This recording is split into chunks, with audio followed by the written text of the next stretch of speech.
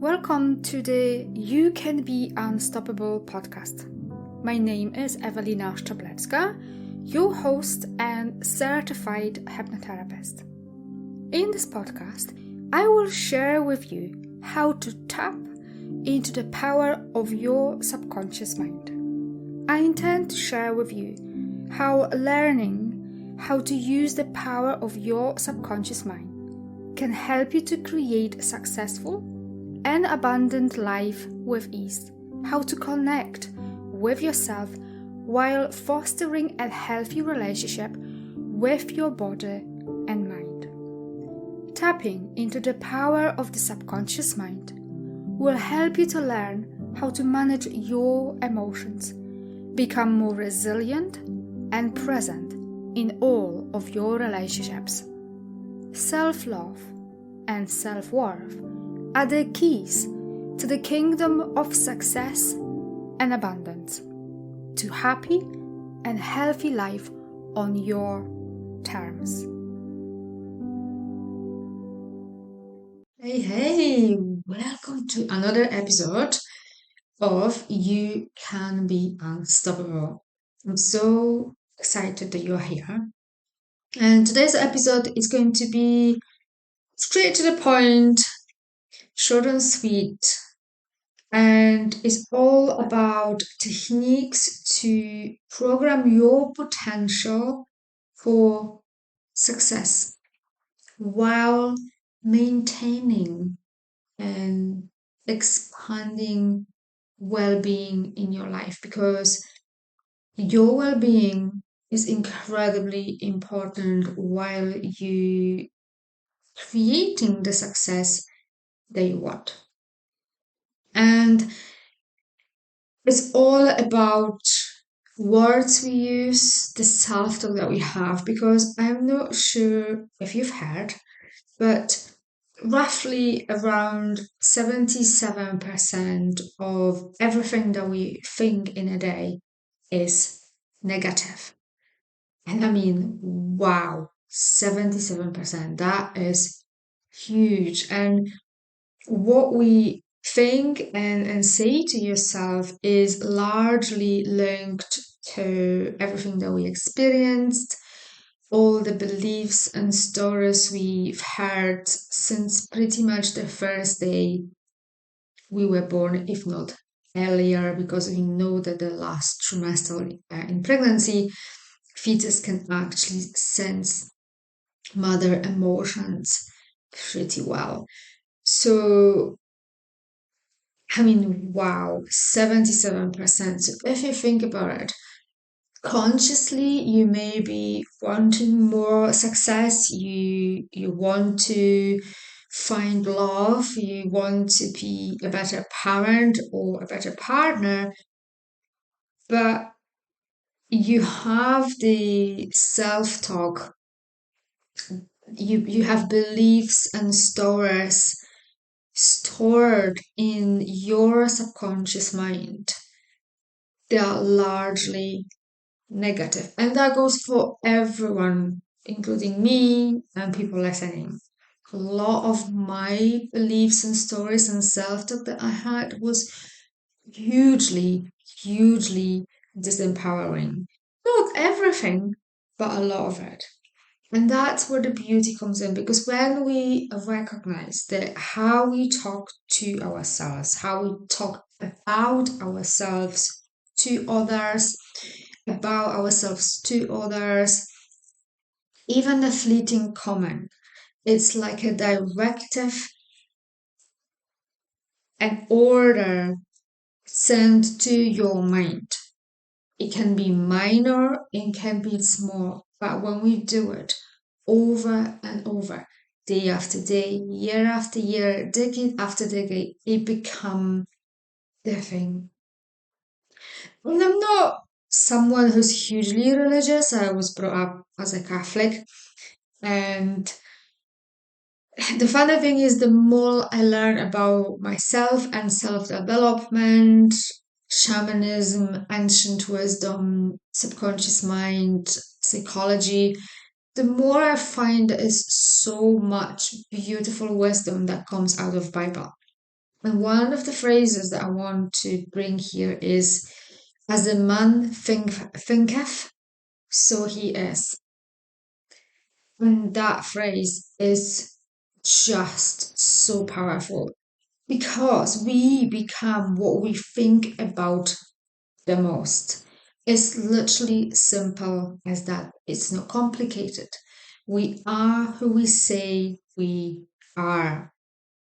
And how successful I can be and you can be is so linked to the words, beliefs, stories that me and you we hold about ourselves and is stored in the subconscious mind. And as I said, it is linked to your past and the words and thoughts you've been using. And we all have that inner dialogue, that self talk. Sometimes we are very aware, mostly not. Usually, when people didn't do any work, they not. Everyone around has sometimes more of an insight into who they are, they themselves. So, I want to bring just a few suggestions and ideas, techniques, how you can program your potential for success. And it's, as you can imagine, all about words and thoughts, that self talk that we have. So, the first thing, I want you to become an observer of yourself, become aware of your self talk. And the first self talk I want you to observe and become aware of what it is that silent inner talk that usually goes unnoticed, that inner dialogue that all of us have. And that includes anything and everything you think about yourself and about the world, the way you see your potential in terms of maybe getting a job or new clients or love, how you see yourself, your identity, how you see yourself, your image, how you love yourself, how you treat yourself, how you talk about yourself, that inner dialogue that you have, even a fleeting thought that is giving you a huge amount of insight into your potential. And how I want you to take a moment and pause and pay attention. How do you start your day? Do you get up in the morning with the dreads like, oh my God, just another day. I don't want to go to work. I know it's going to be hard. And Susie is going to say this, and Margaret is going to say that, and da da da da da da da. And you're just setting up yourself for a hard day. And I want to bring the concept that some of you may be a little bit like, wow, what is she on about? But most of the things that we call problems are only perceived as problems. They are only problems we see because we say they are problems. So let me say this again. Most of the things we call problems really are only perceived as problems. They are only problems because we say they are problems. So when you really to ponder about, because that's where focus, attention, and interpretation of everything that goes around in our lives is so important. Because imagine how your life looked differently if you practice a better self-talk out loud. So when you wake up in the morning and you set up an intention for the day. It's that self conversation that you can have for the day. You wake up in the morning and loudly engage with yourself. It's like, good morning, gorgeous. You're going to have an amazing day. I set an intention that I'm going to get to work. Final, I'm going to get to the office to see my clients on time. I'm going to have a fabulous workout, whatever that is. Because all that is so self directive, it adds up over time. So, how you think in your head, how you speak out loud, how you talk to yourself out loud, how you talk to others about yourself out loud. So crucial to become an observer and pay attention, because it is going to tell you so much about yourself. Other thing that you can do is self-scripting. So writing, how do you want to feel? Writing, how do you want your life to look like? Writing, who do you want to be? So almost like an alter ego.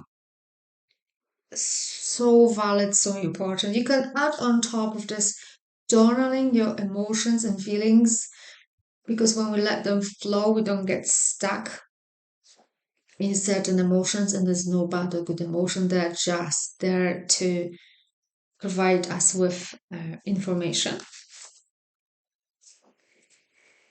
And obviously, listening to self-talk. And for me, that will be in the form of hypnotic recordings is a must. Because when we just wake up, or just before we fall asleep, or when we meditate, when we're naturally going inwards, our brain wave slows down and we gain access to the subconscious mind, the operating system of who we are. So to give you an analogy, think about computer, you need to load a new software, you need to update software in order for your laptop or computer to perform better. And that the same goes from us. We cannot get different results from the same point of stories, beliefs, thoughts, and words. It just doesn't work like that. It's not the external world, it's all about the internal world, and how can we program ourselves for success. Because when we change us inside, the outside doesn't necessarily change, but we see it differently. We perceive potentials, we perceive possible opportunities in a different way. We show up differently. People read us differently, they approach us differently, because we see ourselves differently. So I hope I provided you with enough information to encourage you to do a wee experiment for the next day or two. Become very conscious and aware of every form of self-talk, inner dialogue, words that you speak about yourself, to others, so you can get informed where you potentially may be getting in your own way and sabotaging yourself, when you can absolutely be who you want to be. All your dreams can become reality if you do a bit of work on yourself. And when I mentioned well-being at the beginning, it's so important that while you're doing all this work, you also take care of your stress levels, your workload, so you don't overdo it, your mental and physical health, because your well-being is crucial to have a sustainable and healthy success. Because some people burn their way to success, and that's, as far as I'm concerned, not the right way to go about it. But anyway, that's kind of on sidelines. I hope that was inspirational to you. So let me know, how did you go on with observation and becoming an observer of yourself, of who you are and your thoughts? And think about them as clouds. Your thoughts just come in, you observe them, and you let them go. You don't attach to them, you don't run with them, you just observe them flowing without judgment, just with curiosity. So it provides you with data. And once you have the data, you can go and do something about it. You can change, course correct, and adapt. All right. So I'm really looking forward to hear how did you go on with that wee assignment, and I'm looking forward to see you next week. Thank you for listening. If you found value in this podcast, I would like to ask you to leave a positive review explaining how this episode helped you to improve your life. I ask you to do this because this will help other people to improve their lives as well. Share and spread the love all around you. Raise your vibrations to improve your life. If you would like more transformational content like this, connect with me on Instagram. You can find a link in the description of this podcast, and I'll see you over in the next episode.